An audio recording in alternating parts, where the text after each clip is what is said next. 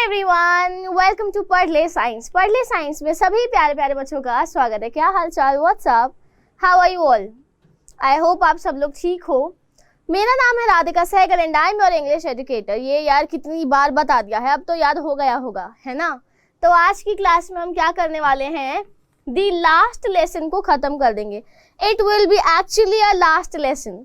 Last lesson का आज last lecture है, यानी कि लेक्चर नंबर 3 है। But before moving forward I would like to ask you कि तुम लोगों को बाकी 2 लेक्चर समझ आए या बस सर के ऊपर से चले गए? जल्दी से कमेंट सेक्शन में बता दो सब क्लियर है, सॉर्टेड है, समझ आ गया है। कोई प्रॉब्लम आए तो आप लोग कमेंट्स में मेंशन कर सकते हो, ये मैं बहुत बार बता चुकी हूँ। तो मुझे एक चीज़ बताओ सबसे पहले कि पिछली वाली वोकैबुलरी याद है? जल्दी से बताओ। पिछली वाली वोकैबुलरी का जो सेशन था उसमें मैंने एक वर्ड दिया था। छोटा सा टेस्ट ले लेते हैं कि बच्चों को इस वर्ड का मतलब पता है कि नहीं। मैं नहीं बताने वाली, नो नॉट एट ऑल। आपको कमेंट्स में बताने कि हाँ मैम हमको याद है इस वर्ड का मीनिंग। तो आज के 3 वर्ड्स है डिमीन। डिमीन यानी कि नीचा दिखाना, किसी को बहुत ज़्यादा इंसल्टेड फील करवाना। डिमीन माने नीचा दिखाना। उसके बाद रिब्यूक। इसके बाद रिब्यूक। रिब्यूक का मतलब होता है फटकारना, यानी कि डांट के भगा देना, चल चल चल साइड हट। रिब्यूक। एलेक्सर। एलेक्सर यानी कि अमृत। एलेक्सर यानी कि अमृत। अब ये जो 3 वर्ड्स है ना, डेली लाइफ में यूज करने की कोशिश करना, ठीक है? तो अब आ जाते हैं हमारे चैप्टर एक्सप्लेनेशन पे जो बच गया था। बिफोर मूविंग फॉरवर्ड कुछ चीज़ें बता देती हूँ जो हम लोगों ने पहले पढ़ी थी। पहला मैंने बताया था कि भाई हमारे ऑथर से हमारे चैप्टर की पहचान है। तो ऑथर का नाम क्या है? अल्फोंसे डौडे। क्या नाम है? अल्फोंसे डौडे हमारे ऑथर का नाम है। 2 मेन कैरेक्टर्स है, कौन कौन है? जल्दी जल्दी यार फटाफट। आज का लेक्चर थोड़ा सा मतलब छोटा हो सकता है, नहीं भी हो सकता है, आई एम नॉट श्योर। अब वीडियो बन रही है तो आई एम नॉट श्योर कि यार 40 मिनट से 45 मिनट्स तो चलेगा आई गेस। लेट्स सी कितनी देर चलता है। तो हमारे 2 मेन कैरेक्टर्स कौन है? फ्रांस और एम हैमल। एम हैमल हमारे टीचर हैं। फ्रांस कौन है? उनका स्टूडेंट है। छोटा सा प्यारा सा क्यूट सा बच्चा है जिसको पढ़ना बिल्कुल नहीं पसंद है, जिसको पढ़ना बिल्कुल नहीं पसंद है। हम लोगों ने जितना पढ़ लिया था उतना तुम्हें समझ आ ही गया होगा। नहीं आया तो लेक्चर नंबर 1 और 2 देखो। आ जाते हैं चैप्टर एक्सप्लेनेशन पे कि अब आगे होगा क्या। सब लोग इमोशनल चल रहे थे कि यार एम हैमल चले जाएंगे, हमारी लैंग्वेज हमसे छिन रही है, we are no more connected towards our country, connected to our language. हम लोग कनेक्शन नहीं फील कर पा रहे थे। हम लोग कौन? वो गांव वाले जो वहां बैठे थे, और एम हैमल और साथ ही साथ फ्रांस भी। तो आगे स्टार्ट करते हैं। Fancy for 40 years he had been there in the same place with his garden outside the window and his class in front of him, just like that. अब यहाँ पे ना फ्रांस सोच रहा है कि यार क्या अच्छी चीज़ भी है ये, मतलब कि हमारे जो फ्रांस के टीचर एम हैमल हैं उनको 40 साल हो गए। कितने साल हो गए? 40 साल से भाई एक ही जगह काम कर रहे। स्ट्रेंज। आजकल के बच्चे कैसे बस 2-3 साल में ना मन से भर जाता है, यार मुझे नहीं पसंद ये चीज़, I really don't like it, और मुझे वो चीज़ चाहिए भी नहीं।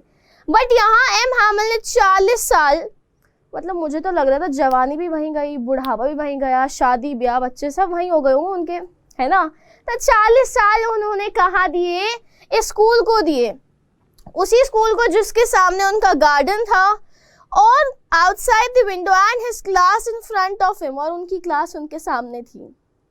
मतलब एम हैमल बहुत इमोशनल थे। फ्रांस भी हमारा बहुत ज़्यादा इमोशनल हो रखा था कि सारी चीज़ें एकदम से बदल गई। मतलब जज्बात बदल गए, बात बदल गई, माहौल बदल गया, सब कुछ बदल गया।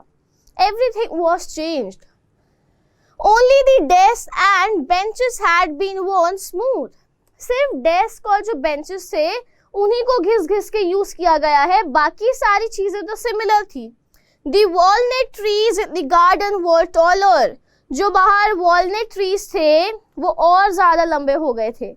अब 40 साल पहले तुम कोई पेड़ लगाओगे तो वो पेड़ अभी तक तो मतलब पूरा स्पेस ले चुका होगा, तो वैसे ही पेड़ बहुत ज्यादा उग गए थे।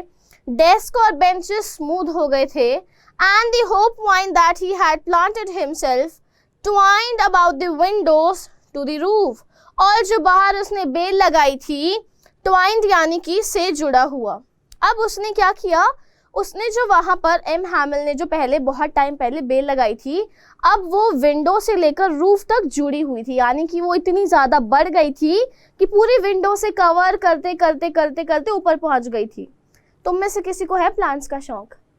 जल्दी बताओ, तुम में से किसी को है प्लांट्स का शौक? फ्लावर्स रखने का, नहीं तो प्लांट्स का, नहीं तो गार्डनिंग का, कुछ तो होगा। या बस खेलते कूदते रहते, फ्री फायर, पबजी, नॉवेल्स, कुछ करते हो? खाली टाइम में क्या करते हो? जल्दी बताओ कमेंट्स में।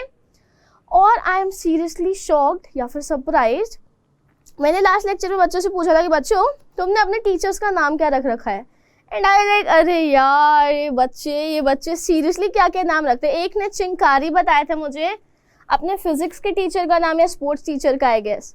एक ने बाबा बताया था। बाबा तो इज गुड नेम कि मतलब हाँ थोड़ा नॉर्मल लगा, बट चिंकारी यार समझ नहीं आया, लॉजिक समझ नहीं आया। तो जल्दी से बताओ तुम्हारी हॉबीज क्या क्या है। कमेंट्स के थ्रू ही बातचीत करते हैं, तुम्हारी हॉबीज क्या क्या है।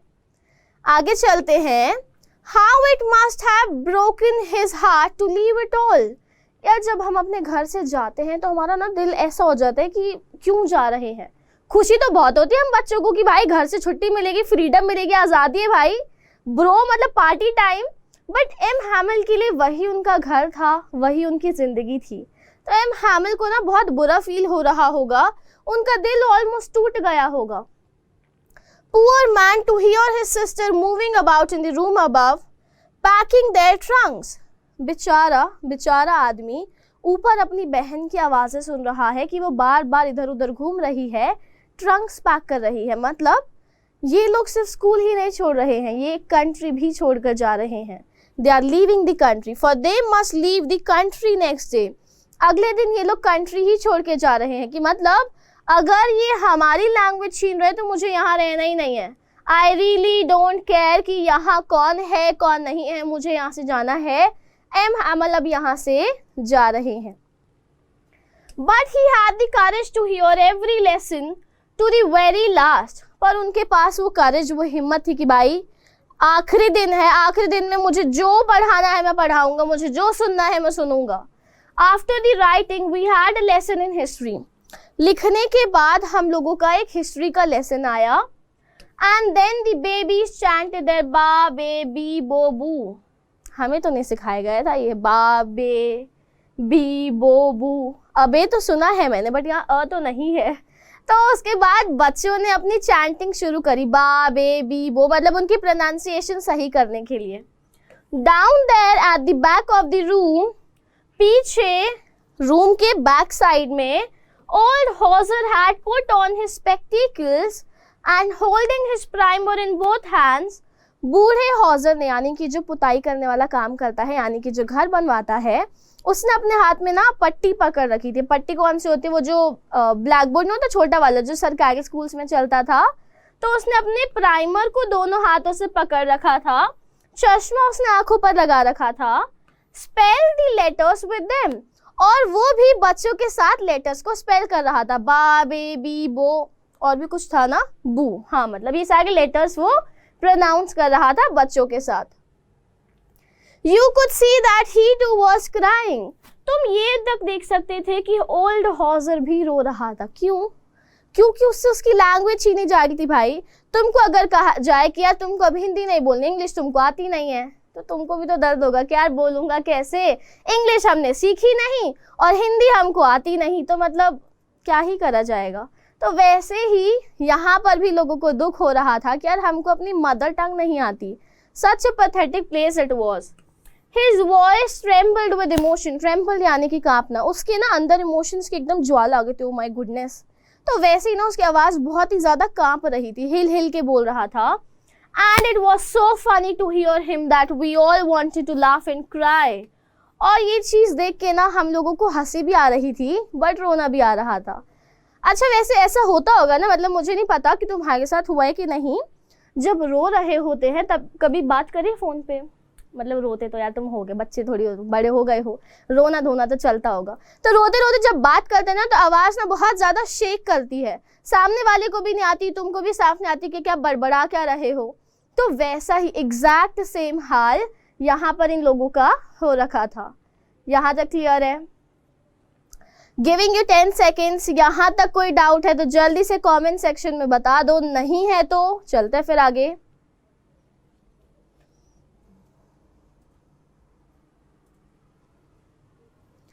आई गेस कोई डाउट नहीं है, फिर चले आगे। चलिए चलते हैं। How well I remember it that last lesson. ओह, मुझे कितने अच्छे से वो लास्ट लेसन याद है। वो लास्ट लेसन मुझे अभी भी बहुत अच्छे से याद है।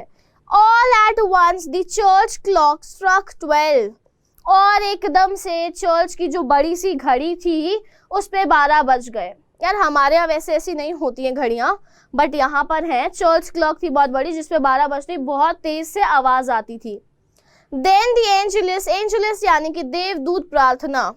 Eight the same moment the trumpets of the Prussians returning from drill sounded under our windows. अब जैसे ही 12 बजे हम लोगों ने प्रार्थना शुरू करी और एकदम एग्जैक्ट सेम टाइम पर क्या हुआ, ट्रम्पेट्स की आवाज आ रही थी। ट्रम्पेट्स ऐसे शादियों में तो देखे होंगे यार, इतने बड़े बड़े से होते हैं और कान फाड़ देते हैं, इतनी तेज शोर आता है उनका, तो कानों में ना गूंज रहा होता है। तो वैसे ही यहाँ भी बज रहा था ट्रम्पेट्स ऑफ द प्रशियंस, यानी कि प्रशियंस जो आ रहे थे ड्रिल करते हुए, कानों में ना कानों में इतनी तेज आवाज आ रही थी कि सर दर्द हो जाता। उतना शोर मच रहा था उनके ट्रम्पेट्स का और वो ड्रिल से वापस आ रहे थे। M Hamel stood up very pale in his chair. M Hamel बहुत ही फीके लग रहे थे, कमजोर फील कर रहे थे। वो उठे अपनी चेयर से। I never saw him look so tall. मैंने उनको आज तक कभी इतना ऊंचा देखा ही नहीं, ऐसा लग रहा था उनकी हाइट बढ़ गई हो। My friend said he I but something choked him. उनसे ना आवाज नहीं निकल रही थी। आई माई फ्रेंड्स आई, और उसके बाद उनके गले में कुछ हो रहा था, उनसे निकल नहीं रहे थे शब्द। He could not go on. Then he turn to the blackboard. फिर वो ब्लैक बोर्ड की तरफ मुड़े। Took a piece of chalk and bearing on with all his might, might यानी कि ताकत, he wrote as large as he could. वो blackboard की तरफ मुड़े, उन्होंने पूरी जान लगा दी और जितना बड़ा लिख सकते थे उतना बड़ा लिखा। क्या लिखा? वाइव ला फ्रांस। वाइव ला फ्रांस यानी कि लॉन्ग लिव फ्रांस। फ्रांस हमेशा जीता रहे, फ्रांस हमेशा जीता रहे। Then he stopped and leaned his head against the wall and without a word he made a gesture to us with his hands. School is dismissed, you may go. अब उनसे ना बर्दाश्त ही नहीं हो रहा था। एक टाइम होता है ना कि इमोशंस एकदम बोस्ट आउट हो जाते हो तुमसे कुछ बोला नहीं जाता, कुछ नहीं होता है। तो exact same situation M Hamel की थी। उन्होंने दीवार की तरफ ऐसे सर झुकाया और ऐसे इशारा किया, यानी कि स्कूल खत्म हो गया है, आप सब यहाँ से जा सकते हो। तुम नहीं जा सकते हो, चैप्टर खत्म हुआ है। क्लियर है यहाँ तक सब कुछ? जल्दी बता दिया करो यार, कमेंट्स इतने कम आते हैं ना, समझ नहीं आता कि तुम देखते भी हो कि नहीं, समझ आ भी रहे कि नहीं। फीडबैक दे दिया करो थोड़ा, है ना, फीडबैक दे दिया करो, कुछ नहीं जाएगा। चलो चैप्टर कंप्लीट हो गया है तो क्विज पर आ जाते हैं। You will be given a particular slot, time दिया जाएगा कुछ 15-20 सेकेंड का, उसमें आंसर देना है। Done?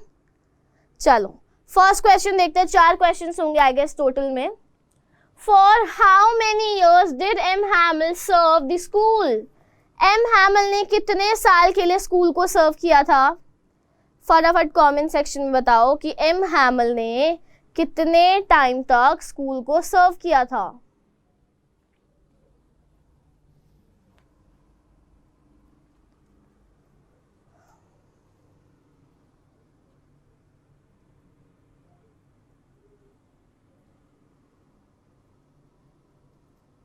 Next question, who is the author of this chapter?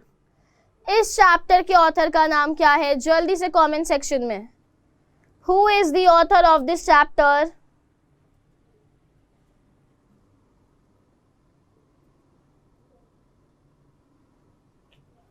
Next question, why did Franz get surprised when he entered the classroom? France क्यों surprise हो गया था जब वो क्लासरूम में एंटर किया? क्यों हुआ था?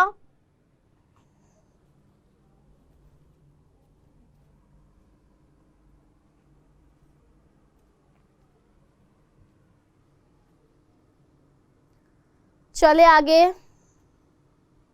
Last question, who won the war? ये जो वॉर चल रही थी ये जीता कौन था? Who won the war? कौन जीता था ये लड़ाई को? तुमको चैप्टर पढ़ के पता चल गया होगा कि कौन जीता होगा। जल्दी से आंसर बता दो।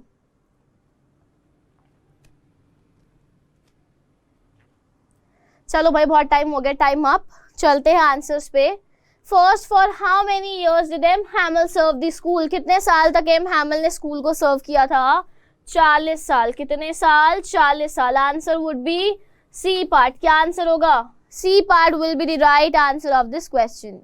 नेक्स्ट है, ऑथर का नाम क्या है? अल्फोंसे डोडे। अल्फोंसे डोडे। आंसर क्या है?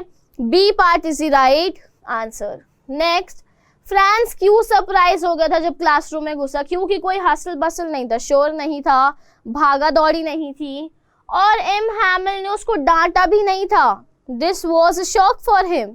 तो answer both A and B. क्या आंसर होगा? C part will be the right answer of our third question. Last लड़ाई किसने जीती थी? प्रशिया ने। किसने? प्रशिया ने। आंसर ए पार्ट हो गया।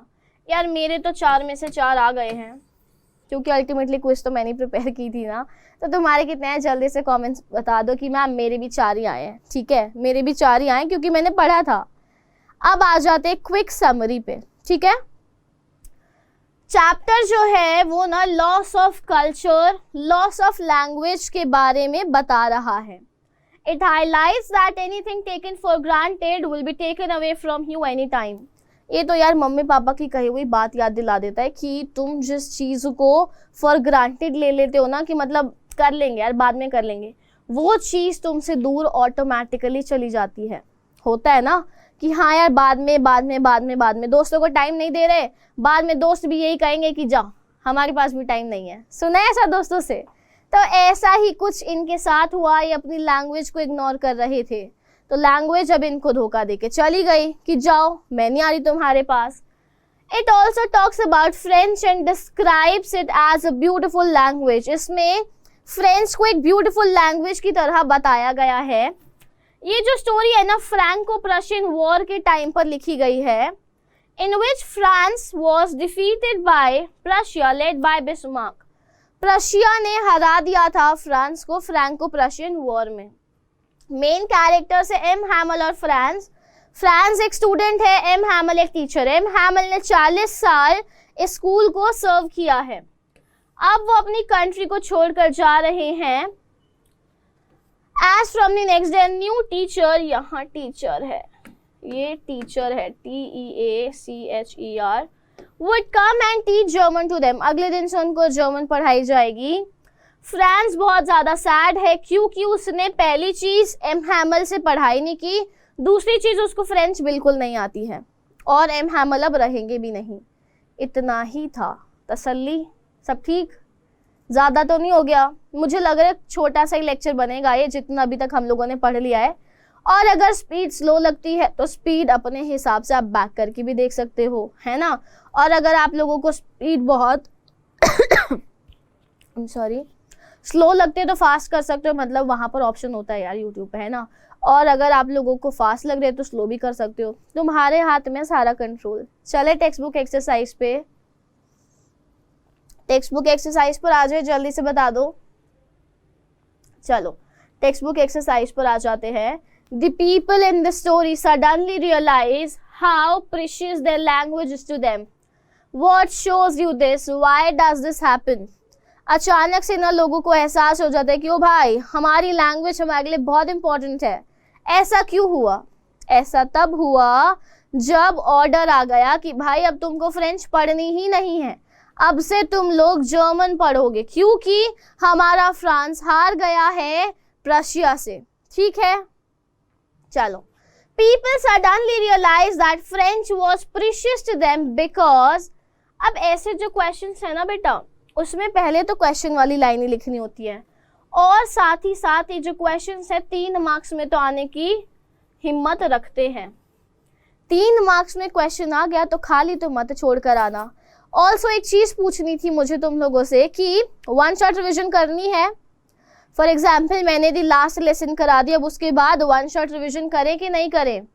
कमेंट्स में बता देना कि मैम हर चैप्टर के बाद एक लेक्चर वन शॉट का दे दूं, सो दैट मुझे आइडिया लग जाए कि तुमको चाहिए कि नहीं चाहिए, ठीक है। चलो, it was being forced out of their minds and hands, it was being taken away from them, क्योंकि उनकी लैंग्वेज उनसे छीनी जा रही थी, इसीलिए वो लोग पहचान गए, एहसास हुआ उनको फ्रेंच की इंपॉर्टेंस का। The chapter highlights the recognition of the loss of the language when even the village elders are sitting in the classroom and taking the last lesson. सब लोगों ने एहसास किया, पहचाना कि हमारी लैंग्वेज हमसे जा रही है दूर, हमसे छीनी जा रही है हमारी आइडेंटिटी। तब वो लोग क्लासरूम में लास्ट लेसन लेने आते हैं। The beauty of French language was highlighted. The teacher was dressed up and grieving as it was his last lesson, leaving his garden behind, which could also stand for his legacy. यानी कि वो अपनी विरासत में अपना garden, अपना school छोड़कर country से दूर जा रहा है, वो अपना लास्ट लेसन दे रहा है, वो अच्छे से ड्रेस्ड अप होकर आया है। Students paid attention to the lessons that day. In the end, school was dismissed with "Vive la France", यानी कि "Long live France" on the blackboard लिख देंगे। This happens because they suddenly feel they are enslaved and have to let go of their identity. उनको अचानक से महसूस होता है कि भाई हमको किसी ने पिंजरे में डाल दिया है और हमारी लैंग्वेज हमसे छीनी जा रही है। तब जाकर उनको एहसास हुआ कि हमारी लैंग्वेज बहुत ज़्यादा इम्पॉर्टेंट थी। 3 मार्क्स के लिए this is a sufficient answer. इसको छोटा भी कर सकते हो। इनकेस तुम्हारी राइटिंग बहुत ज़्यादा फैला कर लिखने वाली है तो आप लोग इसको लिख सकते हो, नहीं भी है तो भी लिख सकते हो, आपकी मर्जी है। मैंने एक अपना ऑप्शन दे दिया है आंसर का, आप लोगों को लिखना हो तो कमेंट्स में पूछ लेना कि मैम ये आंसर भी लिख सकते हैं। चलो आ जाते हैं आगे। France thinks will they make them sing in German, even the pigeons? What could this mean? There could be more than one answer. अब यार मैं अपना आंसर दूंगी इसमें, बट तुम्हारी मर्जी है, तुम अपने हिसाब से भी अपनी सोच बता सकते हो आंसर में, ठीक है। तो यहाँ पर फ्रांस का मानना है कि पिजन्स को भी जर्मन सिखा देंगे क्या ये लोग। तो मतलब वो यहाँ पर फील कर रहा है कि हमारी जो आइडेंटिटी है, हमारी जो लैंग्वेज है वो हमसे छीनी जा रही है। तो क्या हमारे जो एनिमल्स है, बर्ड्स है, वो भी अब से जर्मन में ही बात करेंगे। France thinks over the decision of teaching only German in the schools of Alsace and Lorraine. He wonders if the authorities will make even the pigeons sing in German. वो सोच रहा होता है कि भाई अब क्या pigeons भी जर्मन में बात करेंगे। This shows how people of a country that share a language think and feel everything in accordance with the same language. इससे यहाँ पर यूनिटी की बात हो रही है कि सब लोगों को बहुत अजीब लग रहा है। They are feeling sad for the loss of their language. Then they even start listening to the birds and animals, imagining them to be singing in their language. It shows how deep the effect of a language on a community is and how it is inscribed on everything. काफ़ी English हो गई यार, काफ़ी English हो गई, रोना मत please, ठीक है। अब यार आंसर में ना मुझे जो लगता है हमको ऐसी चीज़ें लिखनी चाहिए जो एग्जामिनर को भी अच्छी लगे कि भाई इसकी इंग्लिश अच्छी है, इसने अच्छे अच्छे वोकैबुलरी वाले वर्ड्स लिखे हैं, वोकैब तो अच्छी करनी है।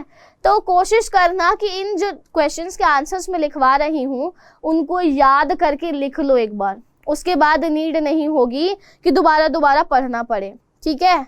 चलो, also this shows how the Germans wanted to control and brainwash the people of France भी लिख सकते हो। But France and other people are aware of their loss and they try to hold on to their language steadfastly, यानी कि वो बस उसको पकड़ के रखना चाहते हैं, फ्रेंच को वो पकड़ के रखना चाहते हैं। उनको बिल्कुल अच्छा नहीं लग रहा है कि क्या अच्छा नहीं लग रहा है कि उनकी लैंग्वेज उनसे छीनी जा रही है। यहाँ तक क्लियर है? बहुत ज़्यादा हो गया ना, क्वेश्चन आंसर्स लंबे थे बट 2 ही तो थे। अब आ जाते हैं थिंक एज यू रीड में। किस में आ जाते हैं? थिंक एज यू रीड, यानी कि चैप्टर पढ़ते पढ़ते कुछ क्वेश्चंस आए थे, वो कर लेते हैं। फर्स्ट है, what changes did the order from Berlin cause in school that day. जब बर्लिन से ऑर्डर आया था तो क्या चेंजेस है स्कूल में? हसल बसल नहीं था, डेस्क की आवाज़ नहीं आ रही थी, बच्चे नहीं घूम रहे थे, टीचर के रूलर की आवाज़ नहीं आ रही थी, हमारे जो एम हैमिल थे वो नए कपड़े पहन कर आए थे। ये सारी चीज़ें मुझे याद हैं, तुमको भी याद होनी चाहिए। तो आइए आंसर देखते हैं। There were a lot of changes. Franz noticed an unusual silence in the school that day. उस दिन बहुत शांति थी स्कूल में। That day there was no bustling, no opening and closing of desks, no noise from the teacher's ruler on the desk. Students were already at their places. It felt as quiet as a Sunday morning. When Franz reached the class, M. Hamill nicely asked him to sit down. जब France पहुंचा classroom में, M हैमिल ने उसको डांटा भी नहीं और उसको प्यार से बोला कि फ्रांस सीट पर बैठ जाओ। ठीक है, चलो नेक्स्ट क्वेश्चन पे जाने से पहले थोड़ा सा और डिटेल में बता देते हैं कि उस दिन एम हैमिल सज धज कर आए थे। वो नए कपड़े पहन कर आए थे जो कि वो स्पेशल ओकेजन्स पर पहनते थे। ठीक है, सारे विलेजर्स जो थे, old Hauser, former mayor, postmaster पीछे बैठे थे। Everybody paid attention to the lessons and tried to learn everything they could. सब लोग ऐसे सुन रहे थे कि जैसे आज उनके दिमाग में कुछ और ही आ गया हो। उनको सब समझ आ रहा था, ध्यान सिर्फ क्लास में था क्योंकि लास्ट लेसन था। How did Franz feelings about M Hamel and school change? Franz की फीलिंग एम हैमिल और स्कूल के लिए कैसे बदली? फ्रांस वॉज शेकन, यहाँ पर और लिख देते हैं ऐड करके, आफ्टर लिसनिंग के बजाय यहाँ पर लिख देंगे after knowing the decision from Berlin. After knowing that French will not be taught from tomorrow onwards. French will not be taught from tomorrow onwards. From the next day लिख देते हैं, from the next day। ये addition है बस कि in case आप लोगों को ज़्यादा इलेबोरेट करना है तो आप कर सकते हो। He felt sorry for not studying enough French and not paying attention. His books, which seemed a nuisance and a burden earlier, were now his old friends. His feelings about M. Hamill also changed. He forgot all about his ruler and how cranky and strict he was. ये क्यों हुआ? क्योंकि अब Berlin से order आ गया था कि French नहीं पढ़ाई जाएगी, जर्मन पढ़ाई जाएगी। What was France expected to be prepared with for school that day? Participles के rules के लिए बोला था। किसके लिए? Participles के rules के लिए। ठीक है, ये भी कर लिया हम लोगों ने। What did France notice that was unusual about the school that day? ये हम लोगों ने ऑलरेडी यहाँ कर लिया है। कहाँ गया? ये रहा। ठीक है, यही क्वेश्चन हम लोग वहाँ पर रिपीटेड लिख सकते हैं। अनयूजुअल साइलेंस थी, बसलिंग नहीं थी, शोर नहीं था, स्टूडेंट्स अपनी जगह पे थे। ऐसा लग रहा था संडे मॉर्निंग है, ऐसा लग रहा था संडे मॉर्निंग है। What had been put up on the bulletin board? Bulletin board पर क्या क्या आता था? कमांडिंग ऑफिसर्स के सारे इंस्ट्रक्शंस, लॉस्ट बैटल की न्यूज़, सारी चीज़ें वहीं आती थी। इस बार वहाँ पर ऑर्डर आया था कि अब से फ्रेंच नहीं पढ़ाई जाएगी, जर्मन पढ़ाई जाएगी एल्सास और लॉरेन के स्कूल्स में। ठीक है, एल्सास और लॉरेन के स्कूल्स में क्या पढ़ाया जाएगा? फ्रेंच। मैंने पहले ही बताया था कि लोरेन भी है और लॉरेन भी बोल सकते हैं। ठीक है, सबकी प्रोनाउंसिएशन अलग है, अमेरिकन अलग, ब्रिटिश अलग और इंडियन इंग्लिश तो बिल्कुल ही अलग। तो चैप्टर ख़त्म हुआ है, सबको समझ आया? जल्दी से कमेंट्स में क्या करना है, फीडबैक नहीं तो सजेशन दे दो, फीडबैक नहीं तो सजेशन दे दो कि मैम इस तरीके से कुछ और करवा दो, कि इनके स्पोकन का कुछ चाहिए हो, कुछ अलग से कंटेंट चाहिए हो। मेक श्योर कि आप लोग सारी चीज़ें कमेंट्स में बताएं। अंदर रख के तो क्या ही मिलेगा, कमेंट्स में बताओ ना कि कुछ चाहिए कि नहीं चाहिए। तो सेशन को ओवर करते हैं, मिलेंगे एक नए चैप्टर के साथ नेक्स्ट लेक्चर में। तब तक के लिए बच्चों बाय बाय, टेक केयर।